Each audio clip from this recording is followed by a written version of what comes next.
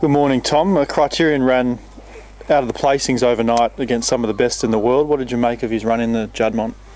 I think he ran well. He lost his position early in the race, got a bit of a bump, and then the jockey took off a bit early, so wasn't overly wrapped in the ride, but I think he ran well. But we're yet to hear how he's pulled up from the run.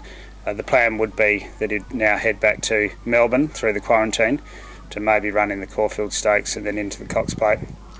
We're racing at Moonee Valley this Saturday. Race 1, we have Catch a Fire having a second start over the 1200. Unlucky not to win on debut. It was an excellent run. She probably should have won. She's drawn an awkward gate, but if she has the luck from the barrier, she's got an each way chance.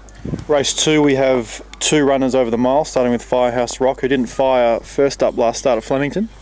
No, we ran him first up without his blinkers. Prior to that, he'd done all his racing in either blinkers or visors. So he's got the blinkers back on, and I think if he can get back to his form that he showed us of the preparation before, he's an each way chance. Jeronious is the other runner in the second. He's 30 to 1.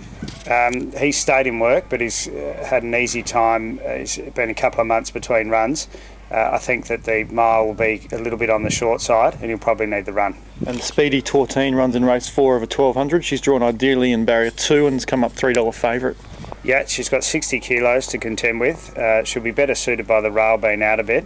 And first up, she ran well. She wasn't great on the soft-roaded track, but with the weather forecast, it should be improving ground. And I think that she's got a great record at Moonee Valley and should run well. Churchill Dancer comes off an excellent first up run at Flemington last start. He runs in race 5 over 1200. Yeah, he's in good order. He seems to have come on from that run. He's had the 3 goes at Moonee Valley. He's ran well there once, and he's been a bit disappointing on 2 other occasions, but he didn't have a lot of luck on those occasions. So if he gets around the valley, he's certainly got the ability to be putting himself into the race. Gregors is first up in race 7 over 1000. She's drawn out in 11 and he's $3 favourite. She's been working the place down. She's drawn a bit wide. I'm not overly concerned. The 1000 metres at Moonee Valley, it's not all that big a deal to draw wide. She's got a great record fresh, got a great record at Moonee Valley.